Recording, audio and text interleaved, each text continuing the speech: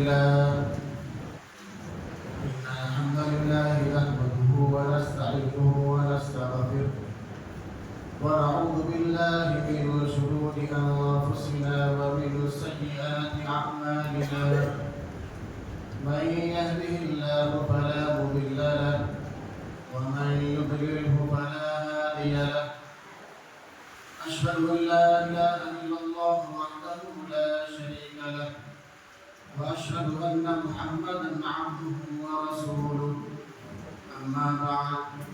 فإن خير الحديث كتاب الله وخير الهدي هدي محمد صلى الله عليه وسلم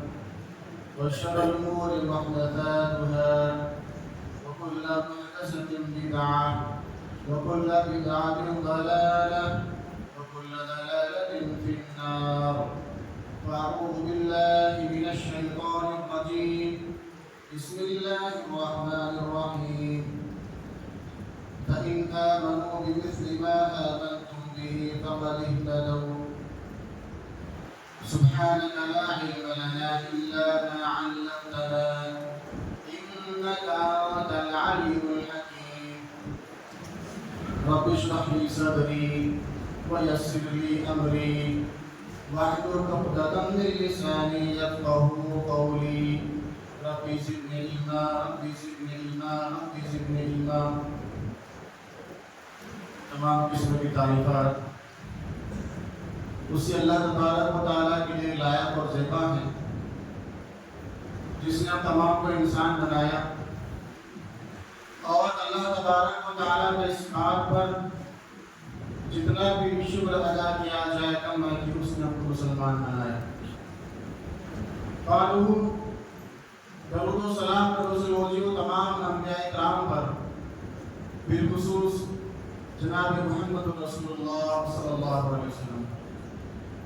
محترم سامعین کرام خطبہ مسنہ کے بعد سورہ بقرہ کی آیت کا ٹکڑا میں نے آپ کے سامنے تلاوت کیا اللہ تبارک و تعالیٰ نے ہم تمام کے لیے یہ بات ضروری قرار دی ہے کہ اگر ہمارا ایمان صحابہ کرام کے ایمان کی طرح ہو جائے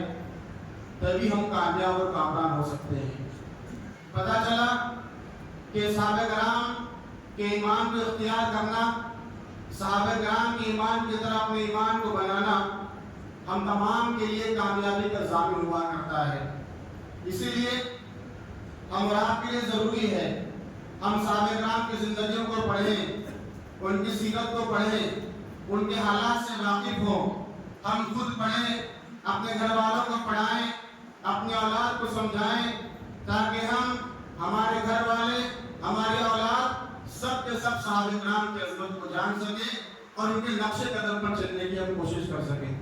جہاں اللہ کے نبی صلی اللہ علیہ وسلم نے اور اللہ تبارک و تعالیٰ نے صحابہ کرام کی اتباع کرنے کو ہمارے لیے ضروری قرار دیا عام طور پر اور وہیں پر خاص طور پر اللہ کے نبی صلی اللہ علیہ وسلم نے دو صحابہ کرام کا نام لے کر ارشاد فرمایا اللہ کے نبی نے ارشاد فرمایا یقتدوا بالذین من بعدی یقتدوا بالذین من بعدی ابی بکر و عمر ترمذی کی بالکل صحیح روایت ہے اللہ کے نبی نے ارشاد فرمایا تم میرے بعد دو لوگوں کی ابتدا کرنا ہے ایک ہے ابو بکر اور دوسرے عمر رضی اللہ تعالیٰ عنہما دیکھیں اس حدیث میں اللہ کے نبی صلی اللہ علیہ وسلم نے دو صحابہ کرام کا نام لے کر ارشاد فرمایا کہ تم میرے بعد ان دو صحابہ کرام کی ابتدا کرنا اور فرمایا ابو بکر ہے اور عمر ہے تو محترم سامعین اس حدیث سے بھی ان صحابہ کرام کی عظمت کا ہمیں پتہ چلتا ہے آج کے خطبہ جمعہ میں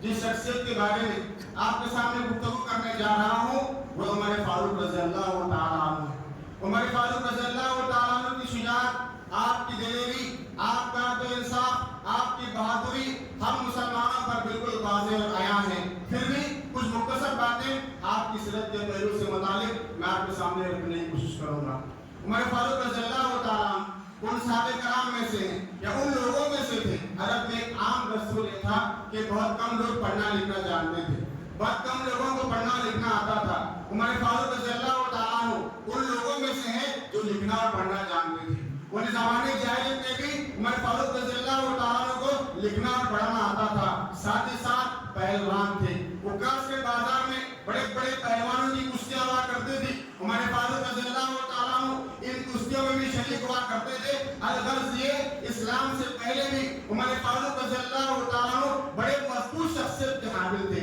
और यही वजह है अल्लाह के नबी सल्लल्लाहु अलैहि वसल्लम ने अल्लाह से दुआ की थी कि अल्लाह तबारक व तआला तो इन दो में से किसी एक को जिसे तू महबूब रखता है उसके जरिए से इस्लाम को ताकत और कुव्वत अता फरमा। अल्लाह के लिए दुआ फरमाई थी कि अल्लाह अबू जहल या उमर इन दोनों में से तू जिसे महबूब रखता है उसे इस्लाम की तौफीक देकर इस्लाम को ताकत और कुव्वत अता फरमा। अल्लाह के नबी फरमाते हैं चुनांचे अल्लाह तबारक व तआला के नजदीक उमर महबूब निकले, अल्लाह के पसंदीदा उमर निकले और अल्लाह तबारक व तआला ने उमर रज़ियल्लाहु अन्हु को इस्लाम की तौफीक और हिदायत दी। उमर रज़ियल्लाहु अन्हु को इस्लाम लाने के बाद साहबे कराम का बयान है गोया करने की इज्जत मिल गई। हम वो काम वो इबादतें जो छुप छुप कर क्या करते थे उन्होंने फारूक रज़ियल्लाहु अन्हु को इस्लाम लाने के बाद हम वो काम खुलकर करने लगे, वो इबादतें खुलकर करने लगे। चुनांचे अब्दुल्लाह बिन मसूद रज़ियल्लाहु ताला अन्हु उनके बारे में कहते हैं कि जब उमर रज़ियल्लाहु ताला अन्हु इस्लाम कबूल किया, उमर रज़ियल्लाहु ताला अन्हु इस्लाम कबूल किया, कहते हैं काना इस्लाम उमर फतहन व हिजरतुहु नसरन व कानत इमारतुहु रहमतन। क्या फरमाते हैं कि जब उमर रज़ियल्लाहु ताला अन्हु इस्लाम लाए तो अल्लाह तबारक व तआला ने हमें फतेह दी, अल्लाह ने हमें इज्जत दी, व हिजरतुहु नसरन और उनकी इज्जत हमारे लिए मदद का बाअस बनी, व कानत इमारतुहु रहमतन और आपकी इमारत और आपकी खिलाफत ये मुसलमानों के लिए रहमत का जरिया बनी। उमर रज़ियल्लाहु ताला अन्हु एक मरतबा खाने काबा में अभी जब मुसलमान नहीं हुए थे दाखिल हुए और रात का वक्त था, अल्लाह के नबी सल्लल्लाहु अलैहि वसल्लम नमाज पढ़ रहे थे। अल्लाह के नबी सल्लल्लाहु अलैहि वसल्लम नमाज पढ़ रहे थे। नमाज पढ़ते पढ़ते नमाज के दौरान अल्लाह के नबी सल्लल्लाहु अलैहि वसल्लम कुरान पढ़ने लगे। उमर रज़ियल्लाहु ताला अन्हु ने उस कुरान को सुना, कुरान को सुनकर दिल में कहा, कहते हैं उमर रज़ियल्लाहु अन्हु कहते हैं मैंने दिल में कहा कि शायद कुछ किसी शायर का कलाम मालूम होता है, ये किसी शायर की शायरी मुझे लगती है। चुनांचे अल्लाह के नबी सल्लल्लाहु अलैहि वसल्लम उस वक्त नमाज में सूरह हाक़ा की तिलावत कर रहे थे। अल्लाह के नबी सल्लल्लाहु अलैहि वसल्लम ने इरशाद किया, अल्लाह के नबी ने तिलावत की, अल्लाह के नबी ने तिलावत किया कि इन्नहु लक़ौलु रसूलिल करीम व मा हुवा बिक़ौलि शायर। उमर फारूक रज़ियल्लाहु अन्हु कहते हैं मैं दिल में सोच रहा हूं कि शायद ये किसी शायर का कलाम है, किसी शायर की शायरी है। और अल्लाह के नबी ने कुरान की कौन सी आयत तिलावत की, व मा हुवा इन्नहु लक़ौलु रसूलिल करीम व मा हुवा बिक़ौलि शायर। ये मुअज़्ज़ज़ रसूल का कलाम है, किसी शायर का कलाम नहीं है, ये किसी शायर का कलाम नहीं है। चुनांचे उमर फारूक कहते हैं फिर मैंने दिल में सोचा शायद ये किसी काहिन का कलाम होगा, शायद किसी बानत करने वाले का कलाम होगा। अल्लाह के नबी सल्लल्लाहु अलैहि वसल्लम ने अगली आयत तिलावत की, अल्लाह के नबी ने फरमाया वला बिक़ौलि काहिन कलीलन मा तज़क्करून। ये कुरान किसी काहिन का कलाम में नहीं है और तुम बहुत कम नसीहत हासिल करते हो। उमर फारूक रज़ियल्लाहु अन्हु कहते हैं वो दिन था इस्लाम मेरे दिल में जागुज़ी हो गया, मेरे दिल में इस्लाम से मोहब्बत पैदा होगी और आगे चल करके उमर फारूक रज़ियल्लाहु ताला अन्हु ने इस्लाम कबूल कर लिया। मोहतरम सामाईन, जहां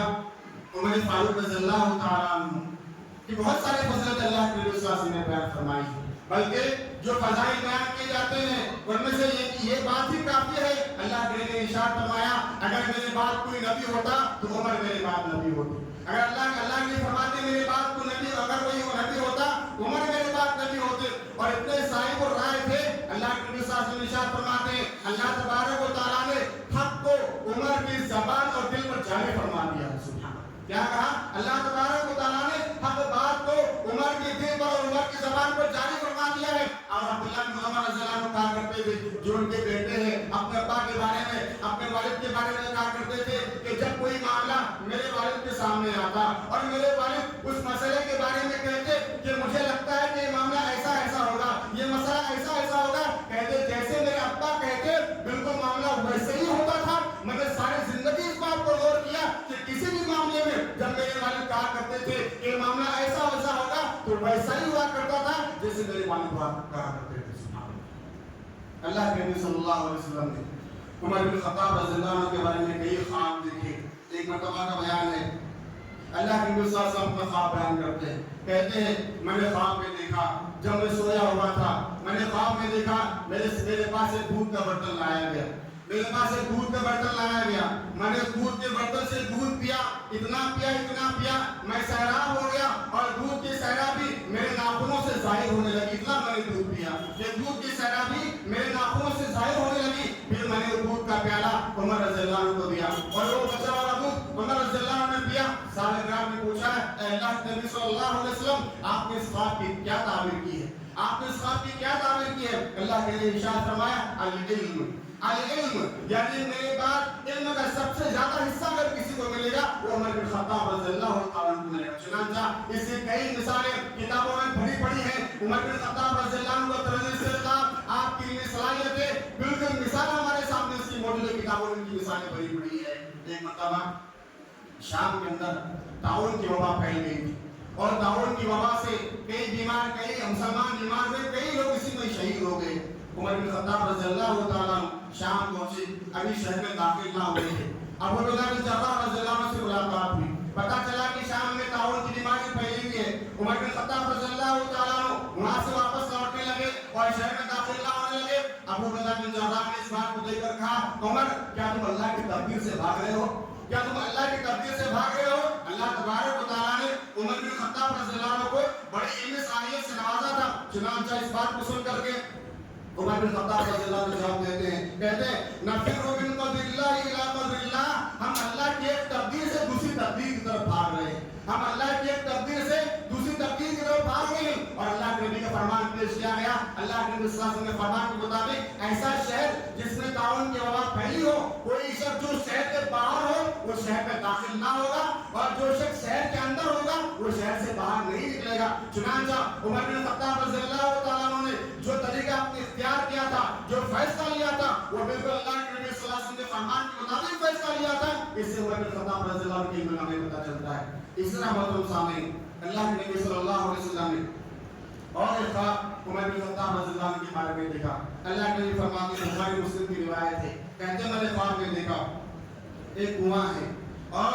میں اس کنویں سے ڈول کے ذریعے سے پانی نکال رہا ہوں۔ اس کے بعد ابو بکر صدیق آئے، انہوں نے اس ڈول کو لیا اور پانی نکالنا چاہا، کنویں سے انہوں نے پانی نکالا، لیکن بہت کم ان کے اس پانی نکالنے میں ذرا سی کمزوری تھی۔ اللہ تبارک و تعالیٰ ابو بکر کو معاف فرمائے۔ ابو بکر نے جو پانی نکالا اس پانی نکالنے میں ذرا کمزوری تھی، اللہ تعالیٰ ابو بکر کو معاف فرمائے۔ کہتے اس کے بعد عمر آئے، عمر رضی اللہ تعالیٰ نے اس ڈول کو لیا اور کہتے ہیں وہ جو ڈول پہلے چھوٹا تھا، عمر رضی اللہ عنہ کے ہاتھ میں لیتے ہی وہ ڈول بڑا ہو گیا، وہ ڈول بڑا ہو گیا اور عمر فاروق رضی اللہ تعالیٰ عنہ بڑی تیزی کے ساتھ، بڑے چست رفتاری کے ساتھ، بڑی اسپیڈ سے پانی نکالنے لگے۔ اتنا پانی نکالا کہ جہاں جو لوگ وہاں موجود تھے انہوں نے اس پانی کے ذریعے سے اپنے جانوروں کو سیراب کیا، ان کے جانور خوب سیراب ہو گئے اور اپنے جانوروں کو سیراب کر کے وہاں سے نکل گئے۔ اس کے بعد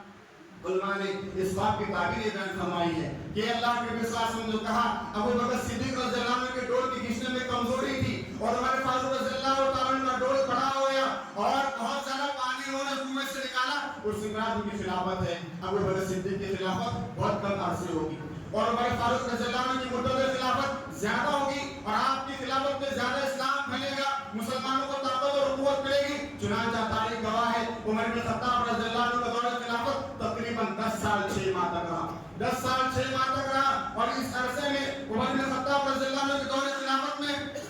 عراق، پورا جزیرہ عرب، شام، مصر، فارس، آرمینیا، آذربائیجان، لیبیا، ایسے بڑے بڑے ممالک عمر بن خطاب رضی اللہ عنہ کے دور خلافت میں فتح ہوئی۔ بڑی بڑی جنگ یرموک ہے، قادسیہ کی جنگ ہے، مدائن کی جنگ ہے، نہاوند کی جنگ ہے، حتیٰ کہ بیت المقدس کی عظیم الشان جنگ عمر بن خطاب رضی اللہ عنہ کے دور خلافت میں لڑی گئی اور اللہ تبارک و تعالیٰ نے ان تمام جنگوں میں مسلمانوں کو فتح دی اور ایسی فتح ملی، اتنی فتح ملی اور آپ کی خلافت کے دور میں مسلمانوں کا رتبہ اتنا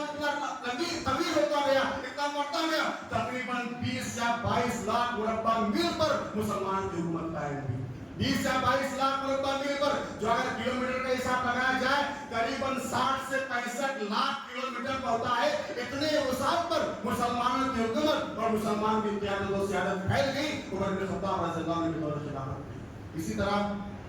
اللہ کے نبی صلی اللہ علیہ وسلم نے اور ایک خواب دیکھا عمر بن خطاب رضی اللہ عنہ کے بارے میں، اللہ، اور یہ بھی بخاری مسلم کی روایت ہے۔ اللہ کے نبی صلی اللہ علیہ وسلم کہتے ہیں میں سویا ہوا تھا، میں نے خواب میں دیکھا ابو سعید الخدری رضی اللہ تعالیٰ عنہ اس حدیث کے راوی ہیں، کہتے ہیں اللہ کے نبی نے ارشاد فرمایا میں سویا ہوا تھا، میں نے کچھ میدان میں کچھ لوگوں کو دیکھا وہ کرتے اور قمیص پہنے ہوئے، میں نے کچھ لوگوں کو دیکھا ان کی قمیص سینے تک ہے، کچھ کی قمیص اس سے کم ہے، کچھ کی زیادہ ہے۔ میں نے عمر بن خطاب کو دیکھا آپ کی قمیص اتنی لمبی ہے اپنے اپنے قمیص کو اپنے لباس کو گھسیٹتے ہوئے جا رہے ہیں، میں نے خواب میں دیکھا۔ چنانچہ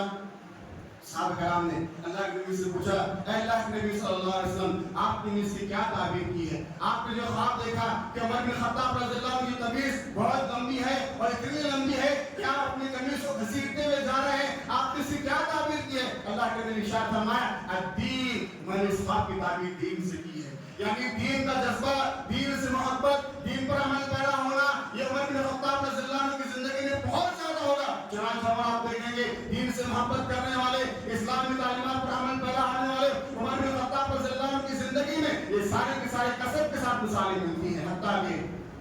جب آپ کی وفات کا وقت تھا، عمر بن خطاب رضی اللہ عنہ کی وفات کا وقت تھا، دیکھیے اسلام کی تعلیمات، اسلامی قوانین سے عمر بن خطاب رضی اللہ عنہ کو کیسی محبت تھی، کہتے ہیں آپ کی وفات کا وقت تھا، لوگ جس پر کٹا ہوا ہے، پیٹ سے خون بہ رہا ہے، ہڈیاں کٹی ہوئی ہے اور آخری وقت ہے، عیادت کے لوگ آنے لگے، عیادت کے لیے لوگ آنے لگے، ملنے کے لیے ملاقاتیں کرنے لگے۔ ایک نوجوان آیا، عمر بن خطاب سے ملا، مل کر کے حال چال پوچھ کر کے آپس جانے لگا۔ عمر بن خطاب رضی اللہ عنہ نے دیکھا اس نوجوان کا لباس ٹکنے سے نیچے لٹک رہا تھا۔ عمر بن خطاب رضی اللہ عنہ کی حالت یہ ہے، خود ان کے وفات کا وقت ہے، مرنے کے قریب ہے، جس کو پھٹا ہوا ہے، جس کو سے خون بہ رہا ہے، دیکھا کہ ایک نوجوان ہے وہ اس حال میں جا رہا ہے کہ اس کا لباس ٹکنے سے نیچے لٹک رہا تھا۔ عمر بن خطاب رضی اللہ عنہ آواز دے کر کہتے ہیں، یا ابن اخی ارفع صوتک، ارفع صوتک، کیا فرمایا؟ اے میرے بھتیجے، اے میرے بھتیجے، اپنے لباس کو اوپر کر لے، اپنے کپڑے کو ٹکنے سے اوپر کر لے، کیونکہ تمہارے لیے کپڑوں کے پاکیزگی کا سبب ہے اور اللہ تبارک و تعالیٰ سے تقویٰ کی زیادہ قریب کی بات ہے، اپنے لباس کو اپنے ٹکنے سے اوپر کر لے۔ اس سے پتہ چلا عمر بن خطاب رضی اللہ تعالیٰ عنہ دین سے کتنی محبت کرنے والے تھے۔ محترم سامعین، عمر بن خطاب رضی اللہ عنہ کی اور ایک خصوصیت یہ تھی، عمر رضی اللہ تعالیٰ عنہ بڑے دور اندیش صحابی تھے، دور سے اندیش صحابی تھے، باتوں کو سمجھنے والے، معاملات کو سمجھنے والے اور مستقبل کے حالات کو سمجھنے والے صحابی تھے عمر بن خطاب رضی اللہ تعالیٰ عنہ۔ چنانچہ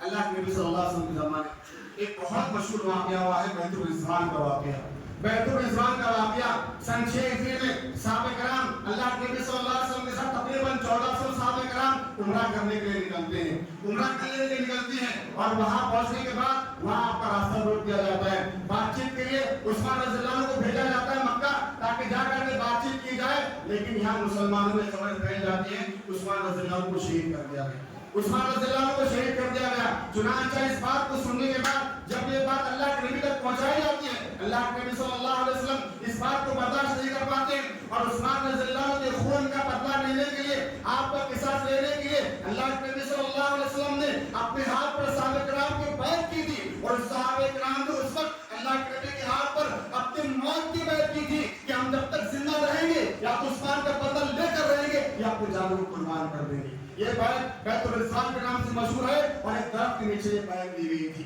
اور اس جو صحابہ کرام اس بیعت میں شامل تھے ان کے بارے میں اللہ تبارک و تعالیٰ کی جانب سے اور اللہ کے نبی کی جانب سے یہ بشارت دی گئی کہ سب کے سب جنتی ہیں، ان میں سے کوئی بھی انسان جہنم میں نہیں جائے گا۔ چنانچہ یہ بیت الرضوان ہوئی، اللہ کے نبی صلی اللہ علیہ وسلم کے انتقال کے بعد لوگوں نے بیان کیا کہ جب لوگ وہاں سے گزرنے لگے، حج کے لیے جانے لگے یا کسی سفر میں جانے لگے، وہ درخت کے پاس جاتے تھے اور بطور تبرک 2 رکعت نماز پڑھتے تھے، کیا سوچ کر کے یہاں بیت الرضوان ہوئی ہے، اتنا بڑا واقعہ ہوا ہے، اللہ کی جانب سے وہی نازل ہوئی ہے۔ اللہ تبارک و تعالیٰ نے 1400 صحابہ کرام کے نام جنت کی بشارت سنائے، اتنا بڑا واقعہ یہاں پر ہوا ہے۔ چنانچہ جو لوگ سفر کرتے تھے بشدت وہاں اس درخت کے پاس جاتے تھے، 2 رکعت نماز پڑھتے تھے۔ عمر رضی اللہ عنہ کو پتہ چلا کہ لوگ وہاں جا کر ایسا ایسا کرتے ہیں۔ عمر بن خطاب رضی اللہ تعالیٰ بڑے دور اندیش سے آپ نے سوچا کہیں ایسا نہ ہو کہ اس جگہ کو شرک کا اڈا بنا لیا جائے یا مسلمان تقدس کے نام پر، عزت کے نام پر کوئی اور مسئلہ آگے آنے والے نسلوں میں نہ پیش آ جائے۔ چنانچہ عمر بن خطاب رضی اللہ تعالیٰ اس درخت کو کاٹ دینے کا حکم دیتے ہیں، اس درخت کو کاٹ دیا جاتا ہے۔ عمر بن خطاب رضی اللہ تعالیٰ حکم سے اتنے زیادہ عمر بن خطاب رضی اللہ عنہ دور اندیش تھے۔ اسی طرح آپ ایک مشہور صحابی کو جانتے ہیں جن کا نام خالد بن ولید رضی اللہ تعالیٰ عنہ۔ خالد بن ولید رضی اللہ عنہ کے بارے میں آتا ہے انہوں نے اپنی زندگی میں 100 سے زیادہ جنگیں لڑی ہیں، اسلام سے پہلے کی جنگ ہو یا اسلام لانے کے بعد کی جنگ ہو، ایک بھی جنگ میں کبھی ہارے نہیں، کبھی ان کو شکست نہیں حاصل ہوئی۔ جس جنگ میں جاتے تھے اللہ نے ایسا تجربہ دیا تھا، ایسی بہادری دی تھی، ایسی شجاعت دی تھی، ہر جنگ میں ان کو فتح مل جایا کرتی تھی۔ چنانچہ मुसलमानों में बात फैल गई कि खालिद बिन वलीद जिस जंग में जाते हैं तो मुसलमानों जंग जीत जाते हैं। उमर बिन खत्ताब रज़ियल्लाहु तआला अन्हु को जब ये बात पहुंची, उमर बिन खत्ताब रज़ियल्लाहु तआला ने जंग यरमुक के मौके पर जंग यरमुक पर जंग की, जिसमें रूमी बादशाह के साथ जंग होने वाली थी और बड़ी घमासान की जंग हुई और बड़ी खतरनाक की जंग की। ऐन जंग यरमुक के मौके पर जबकि खालिद बिन वलीद रज़ियल्लाहु अन्हु की सिपह सालार की ज्यादा जरूरत थी, उमर बिन खत्ताब ने हुक्म दिया, फरमान भेजा कि खालिद बिन वलीद को सिपह सालार से माजूल कर दिया जाए। खालिद बिन वलीद को सिपह सालार से माजूल कर दिया जाए और अबू उबैदा बिन जर्राह को सिपह सालार बनाया जाए, ताकि मुसलमानों के दिलों में बात घर न कर जाए कि जिस जंग में खालिद होते हैं वो जंग हम जीत जाते हैं। याद रखो, जंग हम जीतते हैं वो अल्लाह की मदद से जीतते हैं, अल्लाह की नुसरत से जीतते हैं, अल्लाह की ताईद से हमें फतह हासिल होती है, खालिद की वजह से नहीं होती है। चुनांचा उमर बिन खत्ताब रज़ियल्लाहु तआला ने मुसलमानों को ये दर्स देने के लिए, ये सबक पढ़ाने के लिए जंग यरमुक में खालिद बिन वलीद रज़ियल्लाहु अन्हु को सिपह सालार से माजूल कर देते हैं। मतलब सामने इसी तरह उमर बिन खत्ताब रज़ियल्लाहु तआला अन्हु के बारे में और बहुत सारी चीजें बताई जा सकती हैं। जैसे मिसाल के तौर पर उमर बिन खत्ताब रज़ियल्लाहु अन्हु का आदमी इंसाफ है, उमर बिन खत्ताब रज़ियल्लाहु अन्हु का आदमी इंसाफ है, आपकी जिम्मेदारी का एहसास है। आप उमर बिन खत्ताब रज़ियल्लाहु अन्हु की जिंदगी को आप पढ़ें। उमर बिन खत्ताब रज़ियल्लाहु तआला अन्हु रात के मौके पर अपनी खिलाफत के इलाकों का गश्त क्या करते थे, रात के मौके पर घुमा करते थे और घूम करके लोगों के हाल चाल मालूम क्या करते थे, लोगों के हालात दरियाफ्त क्या करते थे। चुनांचा उमर बिन खत्ताब रज़ियल्लाहु तआला की मर्तबा मदीना के अंदर घूम रहे हैं, चक्कर लगा रहे हैं, गश्त कर रहे हैं। उतने में उन्होंने देखा कि एक जगह, एक घर है, वहां पर बच्चों की रोने की आवाज आ रही है। उस घर में पहुंचते हैं, वहां पहुंच करके देखा एक औरत है, खाने में कुछ पका रही है और बच्चे बिलख बिलख कर रो रहे हैं। आपने वजह दरियाफ्त की कि क्या माजरा है, अगर तुम्हारे बच्चे रोते हैं इसे फौरन जो खाना खिला दो, उन बच्चों को खाना खिला दो। चनाचा औरत जवाब देती है, मेरे पास बच्चों को खिलाने के लिए कुछ नहीं है, ये जो हांडी है इसमें मैं कुछ पत्थर डाल करके उबाल रही हूँ, मेरे पास बच्चों को खिलाने के लिए कुछ नहीं है। और कहते हैं, और वो कहती है, ऐ अल्लाह उमर से हिसाब ले, वो हमारे हाल से बेखबर है। उमर जो इस वक्त खलीफा है, ऐ अल्लाह तुझसे अपना हिसाब लेना, वो हमारे हाल से बेखबर है। उमर रज़ियल्लाहु को पहचानती ना थी, आपको जानती ना थी, आपके सामने उसने बात कही, उमर रज़ियल्लाहु तआला ने उसकी बात को सुना, अपने घर गए, फौरन अपने घर गए। आपके साथ आपका गुलाम असलम मौजूद था। कहते उमर रज़ियल्लाहु तआला ने एक बोरे में सारा अनाज, जो भी चावल था, घी था, जो कुछ था उस बोरे में डाला और उस बोरे को, उस बोरिए को, उस थैले को अपने कंधे पर लादा और लाद करके निकले। आपको गुलाम आज के साथ था, कहता है मेरे मोमिनीन, आप, मैं आपका गुलाम हूँ, ये जो बोरिया है, ये जो थैला है, आप अपने कंधे पर उठाए हुए हैं, ये आप मुझे दे दिए, मैं ये बोझ उठा लूंगा। ये बात को सुन करके उमर बिन खत्ताब कहते हैं, मेरे गुलाम, क्या क़यामत के दिन तुम्हें आप मेरा बोझ उठा सकेगा? जब तो क़यामत के दिन मेरा बोझ नहीं उठा सकता, आज दुनिया में मुझे अपना बोझ उठा लेने दे। अपने कंधे पर लादते हैं वो बोरिया, वो थैला, वो औरत के पास जाते, कहते खुद अपने हाथों से खाना बनाया, बच्चों को खिलाया और बच्चे खाने के बाद जब हंसने लग गए, खेलने लगे, वो सब उमर रज़ियल्लाहु तआला वहां से लौट करके आप देख हुआ। इसी तरह मेरे मोहतरम भाइयों, और एक वाक़या मैं बयान करना चाहता था, बात को मुख्तसर करके आगे बढ़ता हूँ। देखिए उमर फारूक रज़ियल्लाहु अन्हु के यहाँ जिम्मेदारी का एहसास कितना ज्यादा था। कहा करते थे, जिम्मेदारी का एहसास जैसे कहा करते थे, कहते अगर इराक में किसी खच्चर को ठोकर लगेगी, मुझे इस बात का डर है कि कहीं अल्लाह तबारक व तआला मुझे इस बारे में सवाल न करे कि तुमने उन रास्तों को हमवार क्यों नहीं किया, तुम वो रास्ते तुमने क्यों नहीं बनाए। कहते इराक में किसी खच्चर के पैर पे ठोकर लगती है या किसी के गधे के पैर में ठोकर लगती है, मुझे इस बात का डर है अल्लाह तबारक व तआला मुझसे सवाल ना करे कि तुमने वो रास्ते हमवार ना क्यों किए। आज देखिए,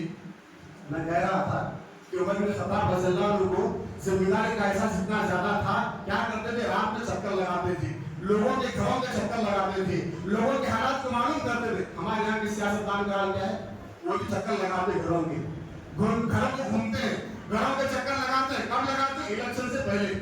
इलेक्शन से पहले हर सियासतदान हर इंसान के घर पहुंचता है, उसकी तकलीफ को सुनता है, उसकी बातें सुनता है। तो सियासतदान क्या करते हैं, हमारे यहाँ के हुक्मरान इलेक्शन से पहले तमाम घरों के चक्कर लगाते, इलेक्शन के बाद लोग उनके घरों के चक्कर लगाते, इलेक्शन के बाद आवाम उनके घरों के चक्कर लगाती है। और यहाँ देखिए उमर बिन खत्ताब रज़ियल्लाहु अन्हु अल्लाह से कितना डरने वाले हैं। कहते इराक में अगर किसी रास्ते पर खच्चर के पैर में मोच आती है, अल्लाह तबारक व तआला ने मुझे पूछ कर डर है, हमारा रास्ता गान देख लिया, हमारा रास्ता गान देख लीजिए, आप कितने बड़े बड़े हादसा हो जाते हैं। इंसान गाड़ी से गिर जाता है, बुजुर्ग लोग होते हैं, ख़वातीन होती हैं, बच्चे होते हैं, हाथ टूट जाता है, पैर टूट जाता है, कभी कभी जान चली जाती है, लेकिन किसी सियासतदान को आवाम की कोई फिक्र नहीं है। जरा सी बारिश होती है, आप देखिए पूरा रास्ता पानी से भर जाता है, गटर का पानी है, नालियों का पानी है, गंदगी का पानी है, और इन पानियों, इस गंदे पानी की वजह से, इन नालियों की वजह से हमारे गली मोहल्ले में बड़े बड़े झगड़े हो जाते हैं, बड़े बड़े फसादात हो जाते हैं, तू मैंने हो जाती है, और कितने बड़े बड़े मामला हो जाते हैं। ये सारे बातों की खबर हमारे सियासतदानों को होती है, और वो कर सकते हैं, ये काम पूरा कर सकते हैं, लोगों को सहूलियत दे सकते हैं, फिर भी उनके दिल में अल्लाह का डर और खौफ नहीं होता। मैं आपको बताना चाहता हूँ, पानी का जो मसला है हमारे यहाँ कितना बड़ा मसला है, कितना बड़ा मसला बन चुका है। पानी के लिए आज मुसलमान, बल्कि हर बस्ती आप जाए, हर इलाके का, शहर का इलाका छान माने, हर इलाके के लोग परेशान है। अल्लाह के बंदो, पानी जो इंसानों की बुनियादी जरूरत है, आप मुझे बताएं, इतना एक मसला अगर हमारे यहाँ के सियासतदान हल नहीं कर सकते, वो क्या सहजबाई करेंगे, वो क्या लोगों की भलाई करेंगे, वो क्या लोगों के बड़े बड़े मसाइल हल करेंगे। पानी पीने का मसला जो बुनियादी मसला है, हमारे यहाँ के सियासतदान इसको हल नहीं कर सकते। तो उमर बिन खत्ताब रज़ियल्लाहु ताला अन्हु इतना अल्लाह से डरने वाले, अल्लाह से खौफ खाने वाले, इतनी बारीक बारीक बातों की खबर की आपको खबर रखा करते थे। उमर बिन खत्ताब रज़ियल्लाहु के बाद आपका जो आपके ताल्लुक से जो सबसे मशहूर बात है, वो आपका आदो इंसाफ है, वो आपका आदो इंसाफ है। तारीख की रिवायत में आता है, तारीख मुहद्दिसीन एक वाक़या नकल करते हैं, उमर बिन खत्ताब रज़ियल्लाहु के ज़माने में कबीर गस्सान का एक बादशाह जिसका नाम था जबला उसका नाम था, वो उमर बिन खत्ताब रज़ियल्लाहु के ज़माने में वो इस्लाम कबूल किया।